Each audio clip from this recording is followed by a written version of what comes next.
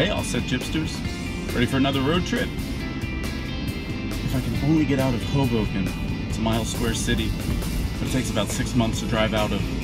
Alright, we'll be out on the road soon, and we'll chat about readers' tips. Alrighty, all set Gypsters. Finally out on the open road. And today's segment on Auset Gypsies on the Road is going to cover tips for readers. Not only the extra $5 or $10 a client may leave on the table for you, which is always appreciated and somewhat encouraged. You know, you need that extra iced coffee or a little snack throughout the day. But I'm talking about 5 tips that are pretty essential and important for a reader to do for themselves. I sometimes get asked, you know, what do I do to calibrate or recalibrate? And there's a couple of different things. So I figured we would do a top 5 list. And, you know, when I say readers, it doesn't just stay right at tarot card readers. Readers is an umbrella term for so many different methods of divination. And it's something that should be taken seriously, but it doesn't mean it needs to be all austere. You know, seriously in the sense of done with respect and reverence. And we have all sorts of different readers. You know, we have weekend readers, we have full-time readers, we have, you know, hobbyists, people who are interested in it but only do it every now and then. And sometimes it's good for us to take care of ourselves, especially when you're doing a lot of fast food readings. Now, if you've watched my other videos, you know what fast food readings mean, which means you have one person, one right after the next, really quick. Either if you're, you know, working at a kind of puppy mill new age shop, or, you know, working an event in a party where people are changing seats really quick. And, you know, you gotta make contact with them, pull back, make contact with a new person, pull back. And all of this interaction, because it is spiritually, energetically involved, can become taxing and exhausting. And I learned really young. Well, actually, I learned later. But when I was younger, doing what I do, I learned the hard way. And I really burnt out. And I thought I was having a nervous breakdown. So it's important as a reader to do a couple of things for yourself and to not ignore them. Because on top of being a reader, we have our normal, you know, mundane life as well too. We have errands, we have chores, we have things that just need to get done, we have families to take care of, friends to cater to, and sometimes friends and family just don't understand what we do or how we do it. And that can become taxing too. So we'll begin with the 5 top tip Auset Gypsy list. So number 5, sleep. Sleep is so important. So many reasons. The body needs to rest. And when we sleep, our cells rejuvenate, our muscles relax, our nervous system calms down. And not only physically is it important for us to get minimum at least 5 to 7 hours of sleep a night. 9 is ideal. I know a lot of people can't sleep that late though. No, but then there's probably a bunch of Pisces who could. But sleep is so important, because not only leaving the physical body behind to do its healing process, it also allows the spirit to leave the body and to go to astral realms and planes and do what it has to do there. And of course out there, you can receive messages, you can have certain initiations that you just wouldn't experience in physical life, and you could reach out to people that you might not be able to reach out to in the physical world as well too. Sometimes I would have these crazy dreams growing up of being friends with different celebrities. And these are people that I really just didn't follow in real life because I had no interest. And in one crazy dream, I had conversations with people like Madonna, Kurt Cobain, and Gloria Estefan. I don't know. And they were numerous, and they talked to me a lot, and they gave me a lot of messages. I don't want to get all dream interpretation about it or Freudian about it, but in the dream world, we all have friends, and we can communicate with different spirits and gods and goddesses, because we know in the physical world, for a god or a goddess to appear in front of us could make us explode, like poor Dion. So, in the dream state, it's much easier, especially to devotees and followers of Isis like I am. Isis always comes to us in our dreams, and it's a much more comfortable place for both of us to meet. So sleep, that's so important. Make sure you drink a glass of water at least a half hour before sleep. Maybe pop a magnesium vitamin, and maybe even a tincture of mugwort. That will really help. Which leads us to number 4. Number 4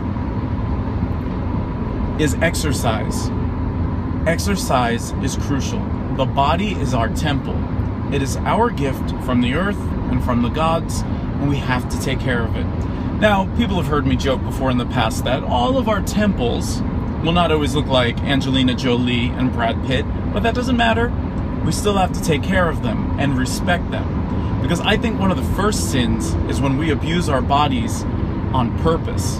That's just a slap in the face to not only our parents, but our spiritual parents as well too, who gave us the gift of this body as a vehicle to get through this beautiful physical world we live in. So take care of it. It's what you eat. It's the exercise that you give it. A lot of times in the New Age spiritual, worlds, there's a lot of focus on just being spiritual, let go of the physical, but, that'll come when we're dead. So in the meantime, while you have this physical body, enjoy it, and make sure that you exercise. Now, I'm not going to give routines out to every person. You've really got to discover what exercise is good for you. Is it walking? Is it running? Is it swimming? Is it hardcore cardio workouts? Is it Pilates? Find something. It builds energy and it releases certain energy. And sometimes we come into contact with people that have some, pretty strong and volatile energy, and we absorb it like sponges when we're readers. So this is a place to really channel and transform that energy and burn it off. And in the process, do something good for our bodies. Every morning when I wake up, I hit the elliptical machine, I swim, and then I do yoga. It is so crucial, and I know that when I'm done with that, I feel so much better. Especially if I'd had a few clients the day before, and they were intense or they were heavy, then this helps me, like I said, channel and transform that energy into something worthwhile for myself. Which leads us to number 3. Number 3 is yoga.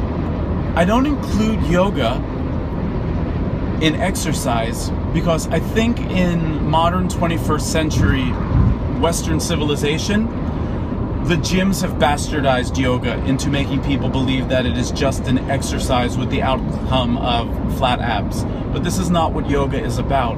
The yoga is blending the spiritual with the physical and bringing it into balance. And that's what's so important. And intuition, as you may have heard me talk about before, is balance of the mind that goes right and the heart that goes left, and bringing them as close to alignment as possible. When we do yoga, we dance with the gods and goddesses. We dance with the spirits. It's a dance for them and it's a dance for us. What we do during yoga is focus on the sacred breath, the air we actually breathe in and breathe out and share with everything in existence, and it helps constrict and release. And physiologically, of course, that's wonderful because it then, pushes, new oxygen to the brain, pumps new blood through the heart. Very crucial, very important. But then it also wrings out the organs, and our organs not only act as physical filters for food or air or things we take into our body, but they're also spiritual centers that capture different energies as well too. So when we do yoga, when we do this dance with our spirit and our physical body, it's so important. It's meditation in motion. So now that leads us to number 2. Number 2 is grounding. And I'm not going to talk about lighting a bunch of sage and just feeling the earth beneath your feet. I'm talking serious, boring, normal grounding.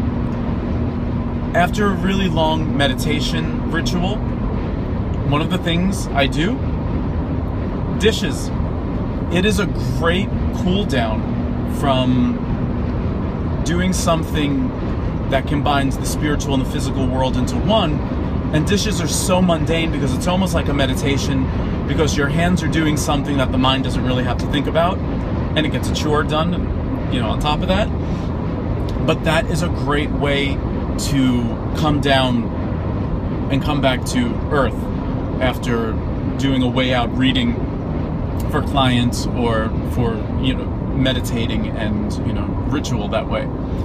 So do something mundane. Take out the garbage, vacuum, dust. I know it sounds too mundane, but it's in those activities that balance out, again, balance the physical, the spiritual, the mental, the emotional. So try that. Now, number 1 brings us down to the most important: meditation. I cannot stress this enough.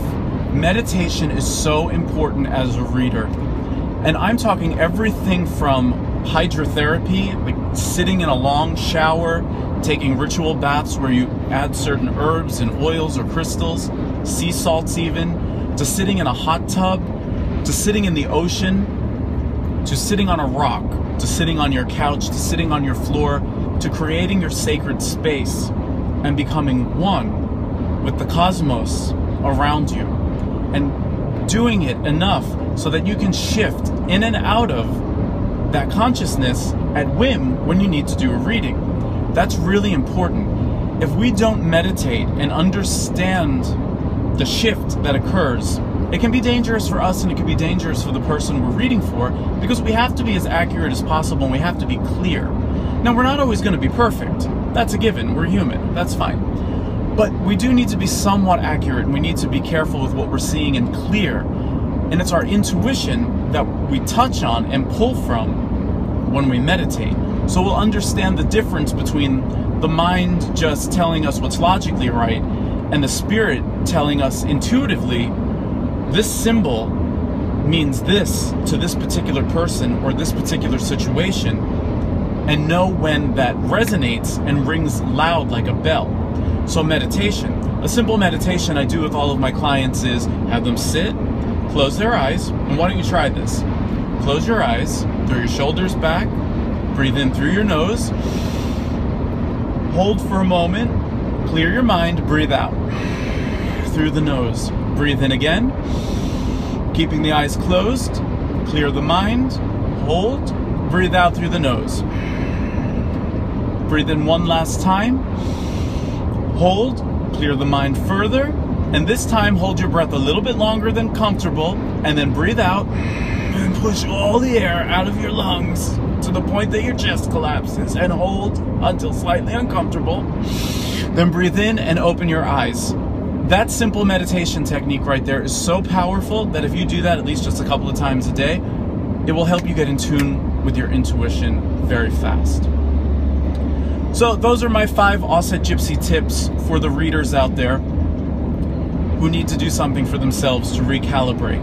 I hope that the tips are helpful, and if you have a few tips yourself, please comment in the boxes below provided, or email me. I'd love to include them in a new blog I'm going to start working on soon for my new website, and I would love to hear what you do so that I can learn something as well. And until our next road adventure, I'm almost at the destination where I'm going. Peace!